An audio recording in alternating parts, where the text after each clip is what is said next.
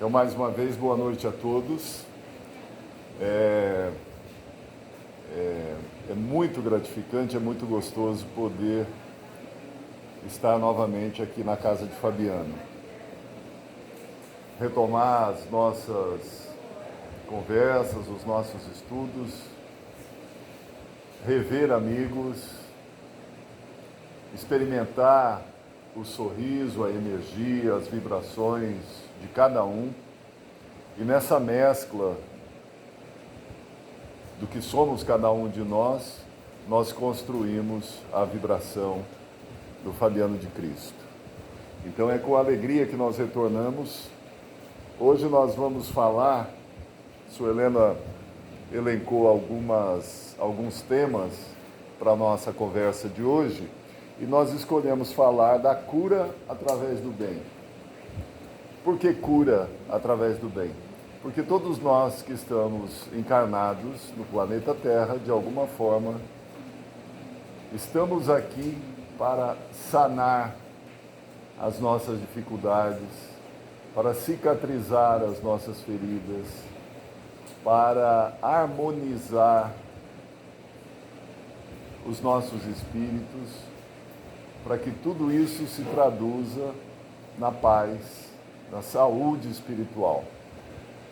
Então nós vamos ver como o bem, como a prática do bem pode influenciar, pode ajudar, e é o único remédio confiável e preconizado por Jesus para que possamos crescer espiritualmente. E nós extraímos de algumas passagens do Mestre o material para a nossa reflexão de hoje. E uma das passagens de Jesus, gravada em Lucas, capítulo 13, versículo 24, Jesus convida: porfiai pela porta estreita, porque eu vos digo que muitos procurarão entrar e não poderão.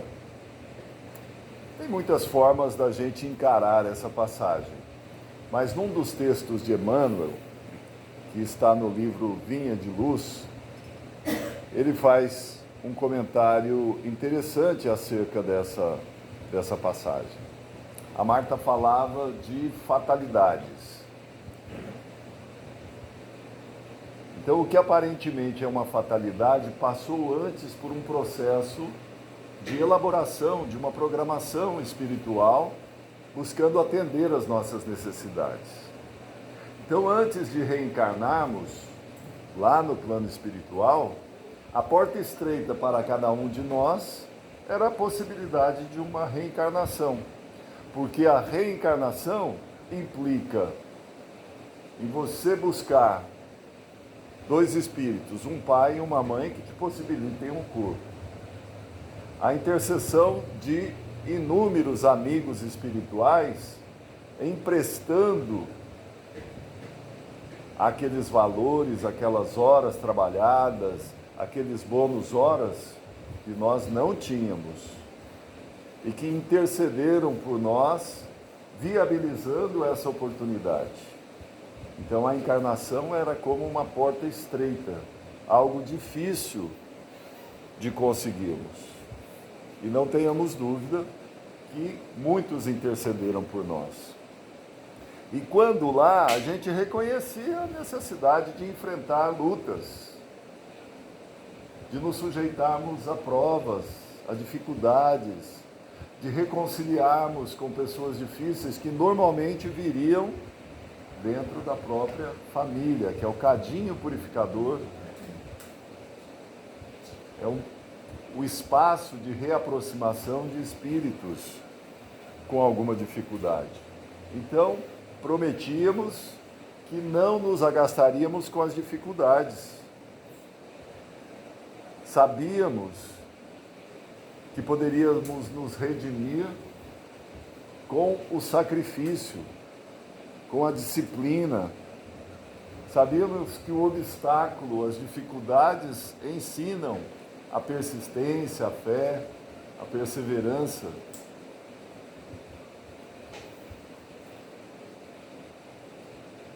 Mas a hora que nós reencarnamos e quando tomamos a consciência do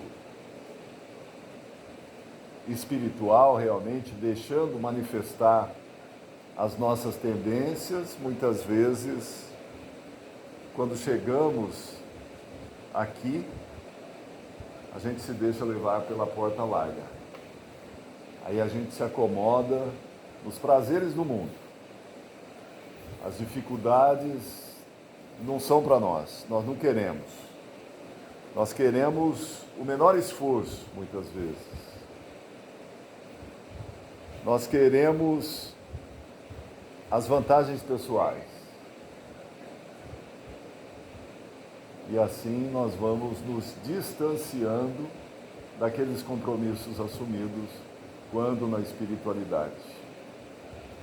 E com isso, ao invés de saldarmos dívidas anteriores, acumulamos novos débitos. Porque nós sabemos que o egoísmo, o orgulho, a ocupação somente com os nossos prazeres, com as nossas más tendências, acabam por gerar novos compromissos, novos débitos. E aí o que acontece? Normalmente nós acordamos, passa um longo período da nossa vida e nós vamos acordar nos sustos, normalmente de desgaste orgânico.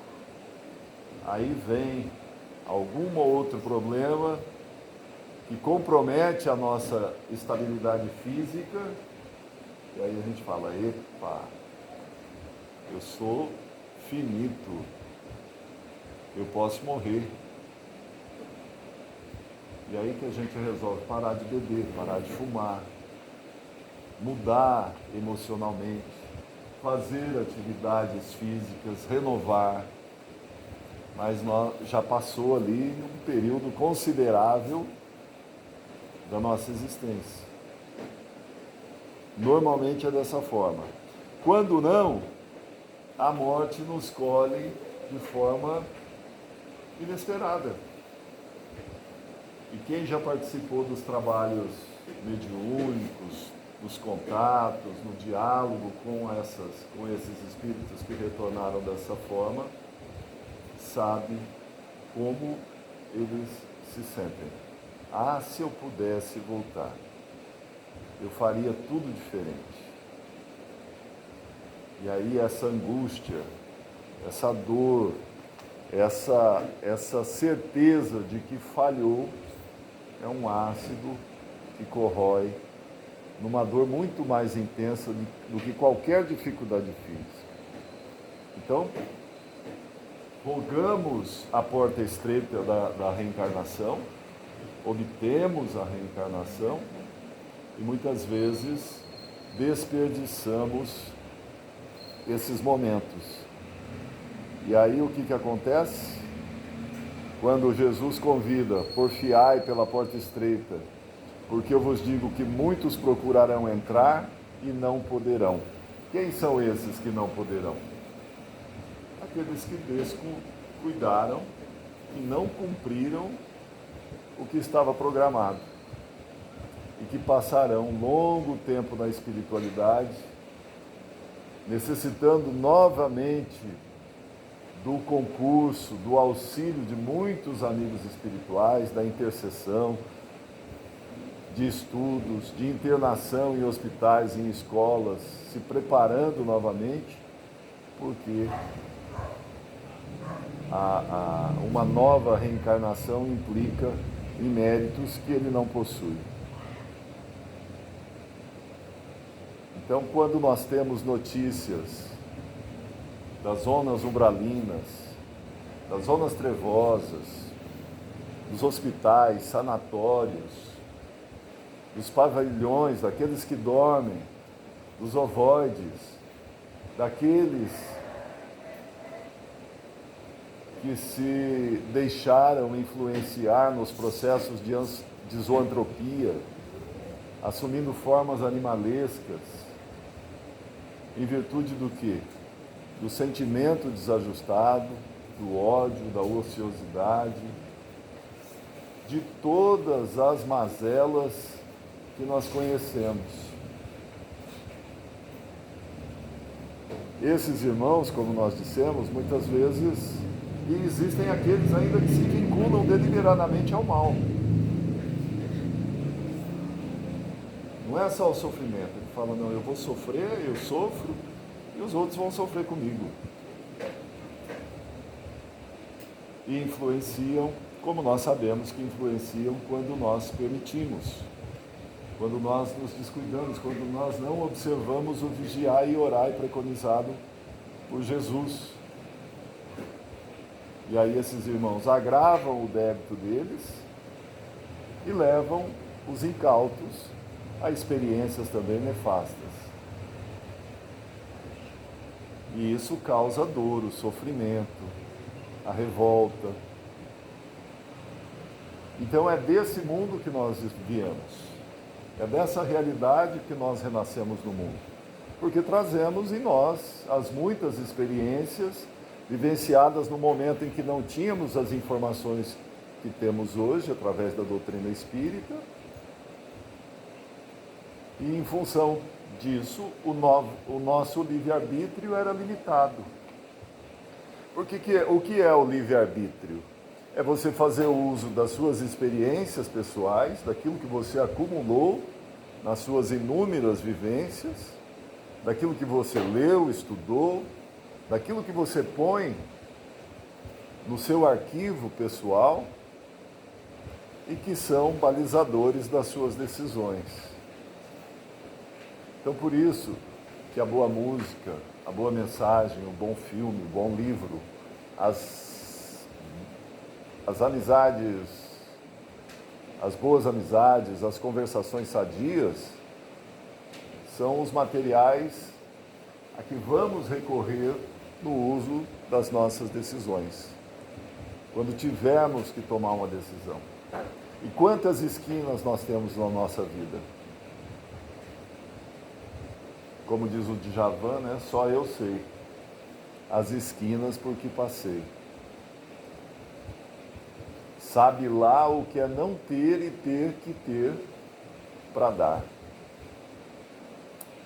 E aí, como é que faz? Se não tem, nós temos que correr atrás. E é isso que caracteriza o verdadeiro seguidor do Cristo, aquele que tem consciência dos seus limites. Mas isso não se faz um impeditivo para a gente modificar. Quantas vezes nós escutamos amigos nossos dizer, olha, eu não vou porque eu não me acho em condições de ajudar ninguém. Eu tenho dificuldades, eu tenho os meus problemas, eu tenho os meus limites. E quem não tem? Então, se fosse já estivéssemos todos gozando de saúde espiritual, não necessitávamos estar aqui. Nós estaríamos no plano espiritual, vivendo outra realidade, colaborando de outra forma. Então, é essa a responsabilidade que nós temos. E muitos desses irmãos nossos que hoje tumultuam a vida no planeta Terra, são esses que tiveram dificuldade durante séculos. Manuel de Filomeno de Miranda fala isso nessas últimas obras dele. Espíritos que durante muito tempo estiveram proibidos, impedidos de reencarnar no planeta, tal a vibração primitiva que tem, as dificuldades que tem, em função desse momento de transição, foi franqueado o retorno deles à vida física. E aí nós presenciamos esses quadros que caracterizam os dias atuais. Homens-bomba, pornografia, corrupção, degradação de todos os valores que nós conhecemos, explorando a política, a boa-fé, a religião. Não respeitam nada, negociam até com Deus. Esses espíritos estiveram durante séculos proibidos, impedidos de reencarnar. Então a vigilância hoje tem que ser redobrada. porque essas vibrações acabam influenciando os incautos, aqueles que ainda não acordaram para essa necessidade de elevação e de renovação.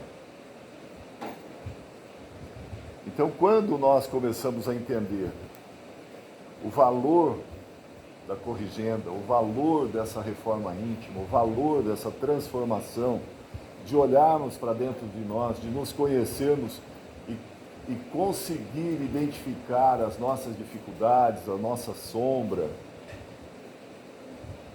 aquilo que ainda nos incomoda, nos atrapalha, aí a gente começa esse momento de renovação, essa construção segura do homem novo. Então Deus ama a todos indistintamente. E quando nos criou, Ele sabia justamente dessas dificuldades que nós passaríamos. Ele poderia ter nos criado perfeito e não o fez.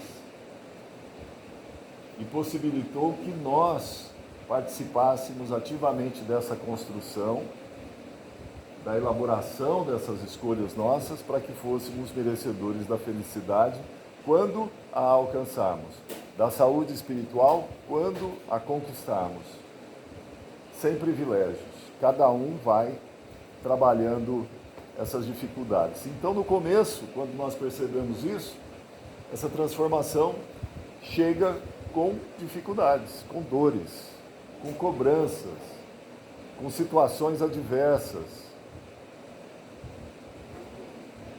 E aquele que reconhece, que tenha o entendimento de que, sendo Deus justo, justas são as posições em que nos encontramos, nós passamos a agir de forma consciente, embora em dificuldade, em sofrimento, embora enfrentando situações difíceis.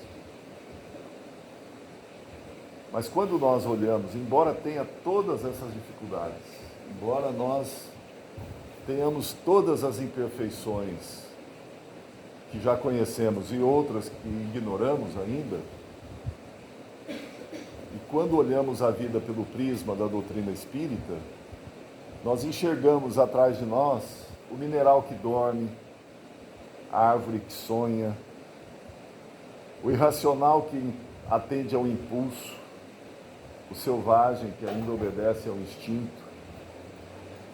Temos a infância que brinca, a juventude que idealiza e o espírito consciente que se esforça. Então, nós já caminhamos muito. Estamos longe da perfeição, mas muito distante do princípio.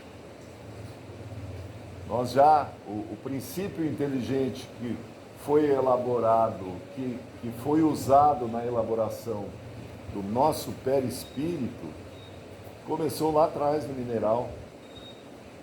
Que lapso temporal é esse para chegarmos até hoje?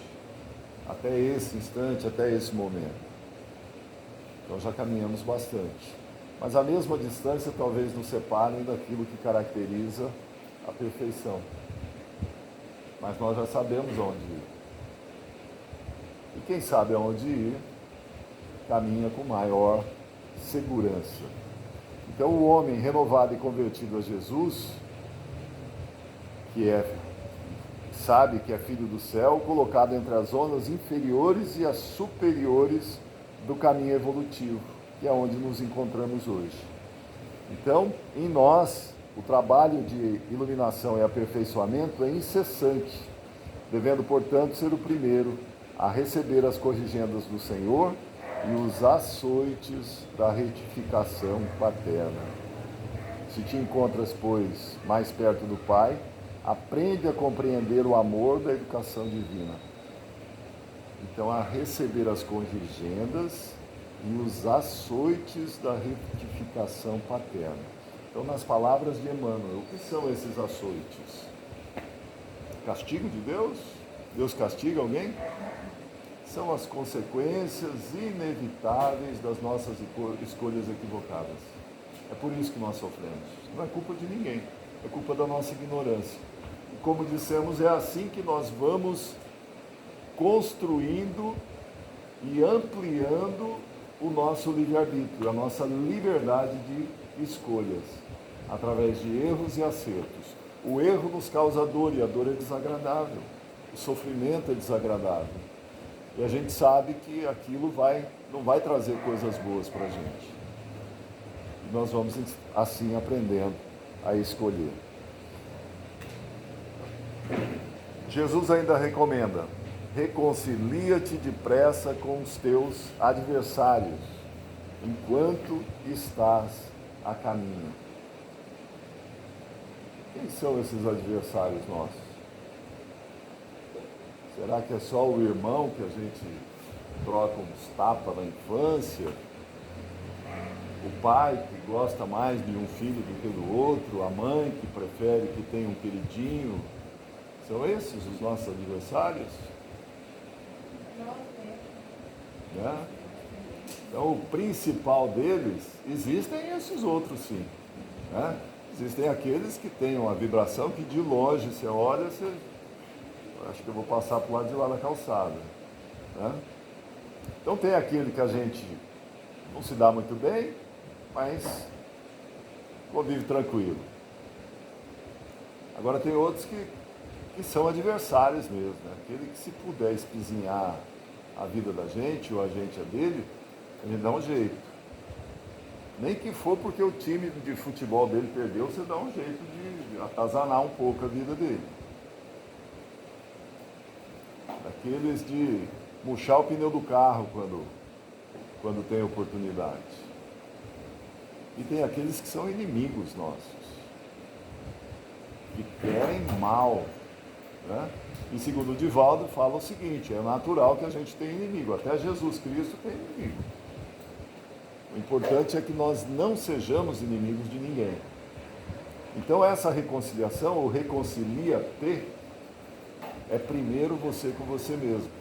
E da mesma forma, na questão consciencial, nós também temos aqueles que nos contrariam, que são os nossos hábitos que a gente não dá nem tanto valor, os adversários, que são alguns mais arraigados, que respondem por vícios morais, físicos, comportamentais, e os inimigos, aqueles que são inimigos mortais mesmo. Se a gente der vazão a ele complica a nossa vida em poucos minutos, e fazem com que sejamos capazes de matar, de agredir, de roubar. Então esse processo de reconciliação é antes conosco mesmo. E é aí que nós percebemos a cura através do bem. O bem primeiro também conosco mesmo, de nos perdoarmos, de nos entendermos, de conhecer os nossos limites. E à medida que nós nos perdoamos, reconhecemos as nossas dificuldades, superamos os obstáculos, nós passamos a entender aqueles que convivem conosco. E o processo de reconciliação passa então a ser possível. Não fácil, mas possível. Então essa passagem da reconciliação conosco mesmo é marcante, é determinante para que nós possamos estabelecer um cronograma de conquistas espirituais para nós mesmos. Então, quando nós observamos essa informação, não adianta a gente achar que o Brasil, por ser o país que comporta o maior número de espíritas, e foi definido como o coração do mundo e a pátria do Evangelho, vai se apaziguar em passe de mágica. Não vai. Não vai. Então não adianta nós acharmos que o Afeganistão vai resolver os problemas deles lá agora em meses. Não vai. Que israelenses e palestinos vão se entender. É lógico que nós trabalhamos por isso, mas esse processo é interno, é cada um de nós. é antes nosso, né? Então, na esfera particular é diferente. Cada um de nós possui o seu reino de Deus no seu coração. E é essa transformação que Jesus convida, porque o momento de cada um é diferente. Aqueles discípulos lá do começo que o auxiliaram, até eles tinham as dificuldades dele, não entendiam, negaram, traíram, mentiram. E depois, através de processos dolorosos, foram dando testemunho da sua conversão, da assimilação desses ensinamentos, reparando em reencarnações dolorosas, a traição e o suicídio, no caso de Judas. Então essa cura, esse processo é individual. E aí entra mais uma vez a porta estreita. Ninguém passa por nós nesse local. Somos nós. Amigo ajuda, o Espiritismo nos auxilia, a família pode dar apoio, os amigos, aqueles amigos e irmãos, dão uma força imensa na nossa vida, mas essa transformação é personalíssima. É cada um de nós, ninguém pode fazer por nós. É por isso que o momento é diferente para cada um. Muitos conseguem transformar as suas vidas, outros demoram 2, 3, 10 encarnações ainda para chegar nesse estágio. E muitas vezes estão dentro da nossa casa, são filhos, companheira, companheiro, irmãos, que têm tempos diferentes. Em casa é assim, um chora com música, o outro dá risada porque o outro está chorando. Né? Uma é sensibilidade pura, o outro fala, não sei, não entendo por que você faz isso, está chorando aqui. Né? Então, são as sutilezas de cada um, mas nós estamos juntos por quê? Para nos ajudarmos. Então é essa visão que o Espiritismo nos proporciona. E aí nós vamos percebendo que através do bem, através de momentos que a gente dedica ao outro, numa conversação, num sorriso, num picolé que você compra para alguém, como nós podemos ajudar, como que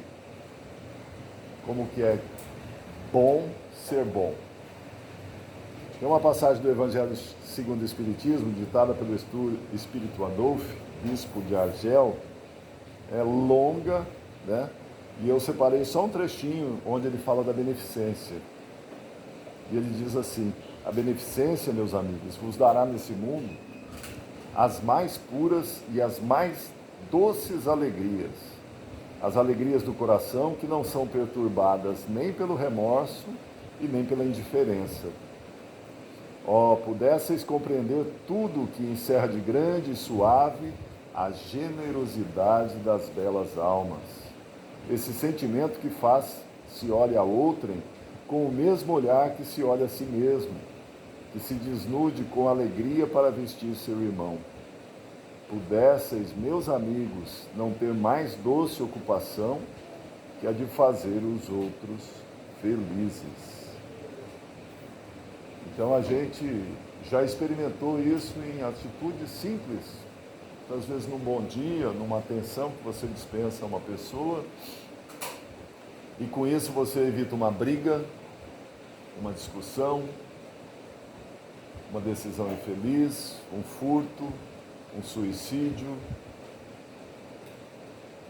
E aí vem essa doce sensação de poder ser útil. E é o melhor remédio. E quantas vezes nós também nos beneficiamos com isso? Numa palestra que chega na hora certa, num estudo que nos esclarece acerca de uma dificuldade que vivenciamos, E nesse aspecto, esse momento de pandemia tem sido uma oportunidade de expandirmos essas comunicações. A casa de Fabiano soube contornar essas dificuldades do distanciamento. Os nossos estudos continuaram. Tivemos a iniciativa da Noane, da Suelena, de estudo de obras básicas, o momento da oração com a Ana Sebastiana. Implementamos recentemente mais uma atividade com a chegada da Andréia, somando esforços juntos com a equipe da evangelização e da família, aliviando a fome, porque a fome também incomoda bastante.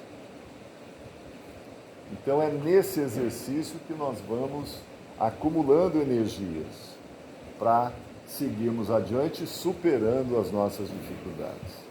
Então, sorriso, educação, solidariedade, a presença, a disponibilidade, renunciarmos a alguns momentos do nosso dia para estar presente junto a essas pessoas, um sonho, enxergar os invisíveis através de um bom dia, obrigado, tratar os familiares como visitas, desculpar, perdoar, matar a fome de alguém, respeitar o meio que nós vivemos, separar o lixo reciclável, plantar uma árvore, uma flor, presentear uma criança, varrer uma calçada.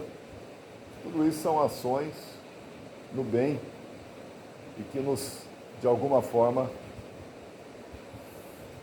contribuem na economia do planeta. Então, não à hora vazia, não à ociosidade, não ao tempo desperdiçado. Forças para que cada um de nós consiga a energia necessária para essa cura através do bem. E para encerrar,